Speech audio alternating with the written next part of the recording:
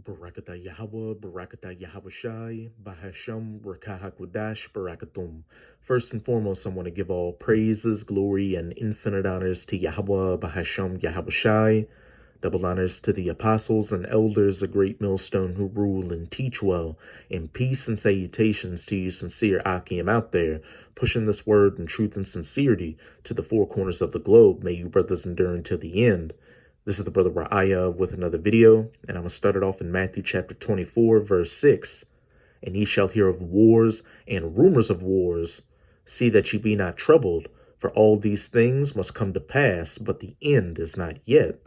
For nation shall rise against nation, and kingdom against kingdom, and there shall be famines and pestilences and earthquakes in divers places.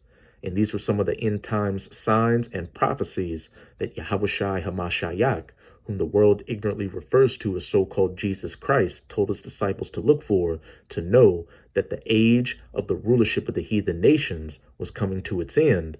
And the current heathen nation that's ruling right now are the biblical Edomites, who are known as the so-called white people today. And as pursuant to 2nd Esdras chapter 6 in the Apocrypha, they would be the last heathen nation to rule before the ushering in of the kingdom of heaven under the true children of Israel, who are known as the so-called Negroes, Latinos, and Native Americans. For Esau is the end of the world, and Jacob is the beginning of it that followeth. And these were also signs and prophecies to let Yahawashi's disciples know that his second coming was at hand.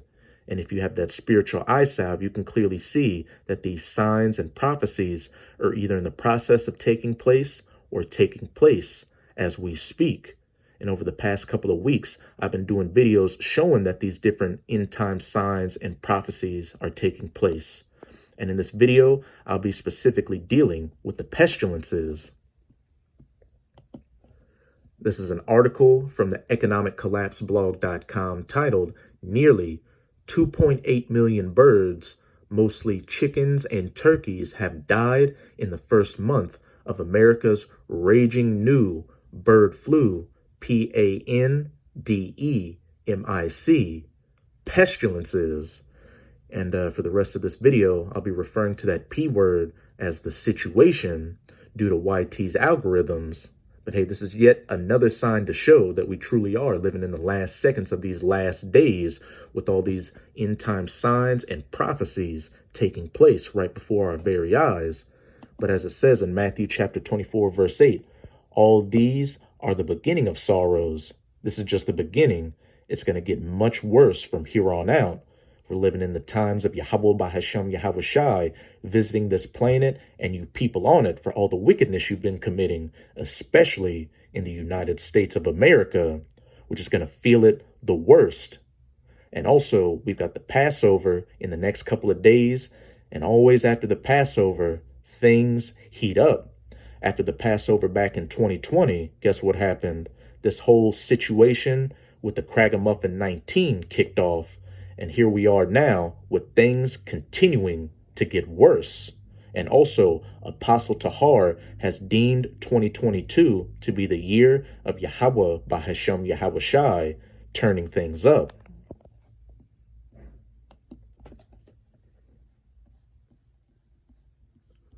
On top of everything else, now a highly pathogenic avian influenza situation is ripping across the United States.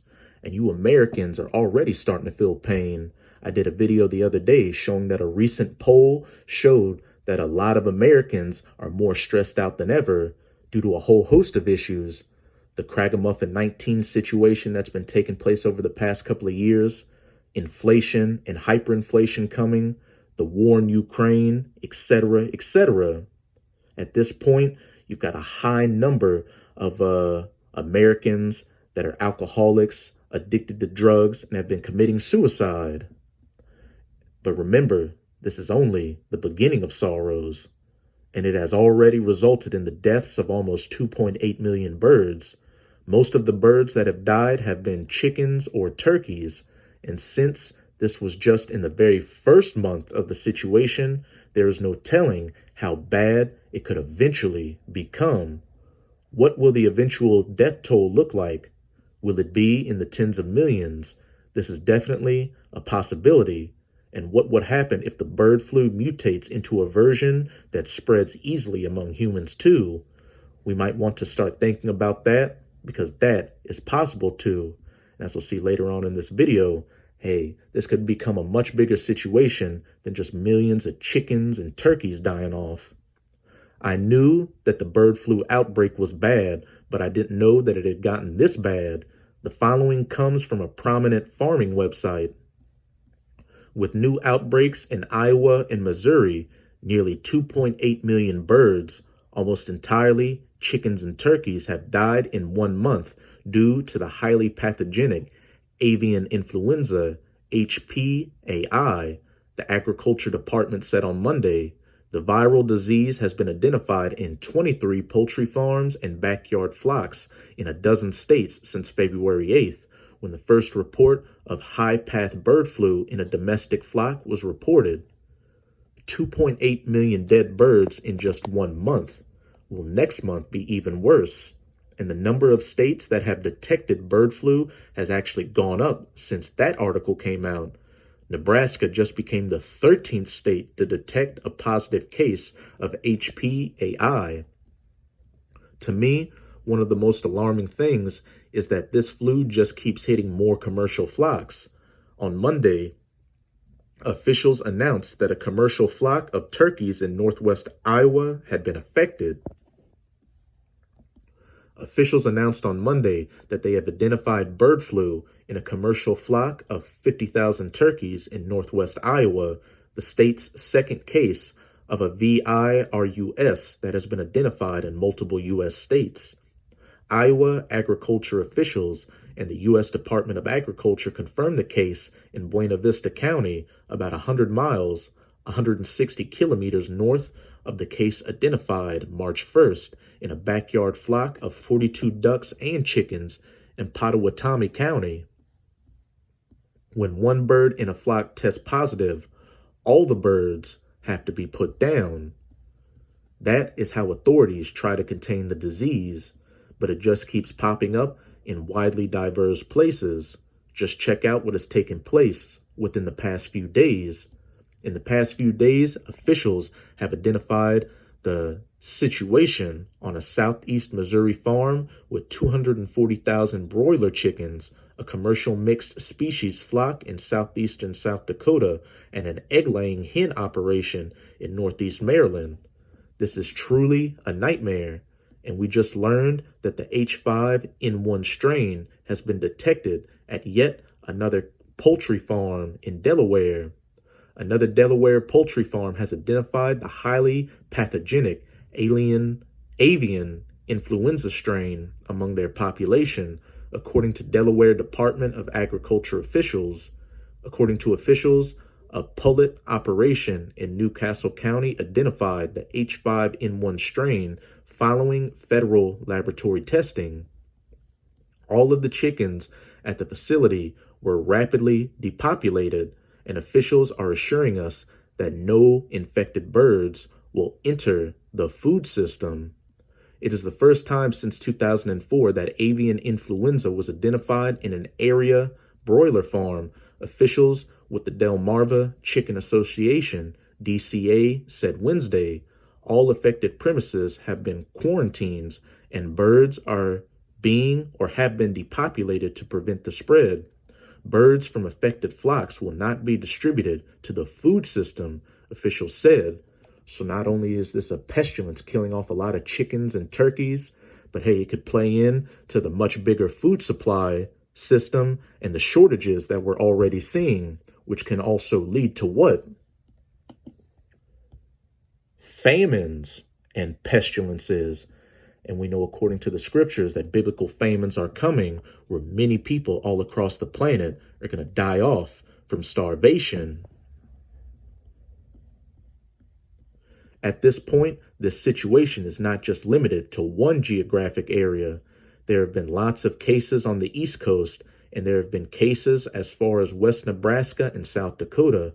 Basically, the area that has been affected already covers about half the nation, and we are just 1 month into this new plague, this new pestilence. Let us hope that it stays in just birds, because if it jumps to humans, we're going to have a real disaster on our hands. Hey, just another ingredient to add to the pot of judgment of Yahweh Bahashem Yahweh Shai onto you people for all the wickedness you've been committing. And Abarat Azah, this takes place as well. Since 1997, bird flu has had about a 50% death rate in humans. From 1997 to now, more than 880 people worldwide were infected, with approximately a 50% case fatality proportion. That includes 20 cases and 7 deaths in Hong Kong between 1997 and 2003. The good news is that the strains that are circulating around the globe right now do not spread easily to humans. But just like Cragamuffin, bird flu is mutating all the time. And scientists have warned us that it could eventually mutate into a strain that does spread easily among humans. Last year, 2 people in China died after catching a strain of the bird flu known as H5N6. China has reported to more H5N6 avian flu infections in humans, both fatal in people who were sick in November and died in early December. Hong Kong's Center for Health Protection, CHP, said in a statement today. The patients are a 12-year-old girl and a 79-year-old man, both from the city of Luzhou and Guangxi province. They had both been at a live poultry market before they got sick and started experiencing symptoms 1 day apart from each other, suggesting that they might be family members. The girl and the man died 1 day apart, the man on December 3rd and the girl on December 4th.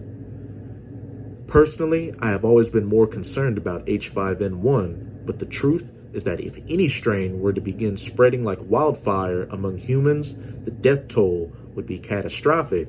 And remember, we're in the beginning of sorrows, and also in the year of Yahweh Bahashem Yahweh Shai, turning things up. We're coming into the times where the unbelievable will become the believable. But even if this bird flu situation stays only in birds, we are going to lose millions upon millions of chickens and turkeys at a time when food prices have already been soaring into the stratosphere.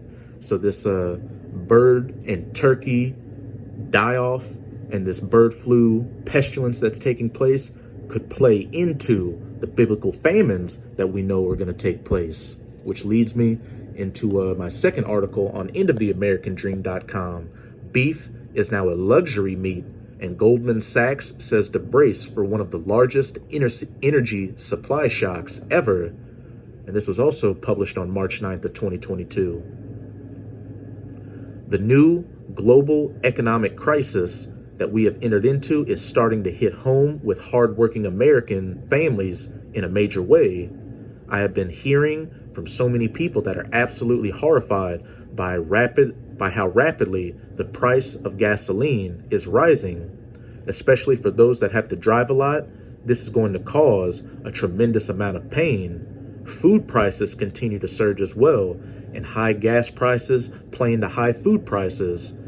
I've seen 2 clips already where 18-wheeler truck drivers that deliver goods to these different stores were showing that it costs them around $1,052 or $1,053 to fill up their gas tanks. And they said sometimes they have to fill up 2 times in a week. So that's $2,000 a week. And one of the drivers aptly said, hey, I could buy a small car for that price. So if gas prices continue to go up, what does that mean?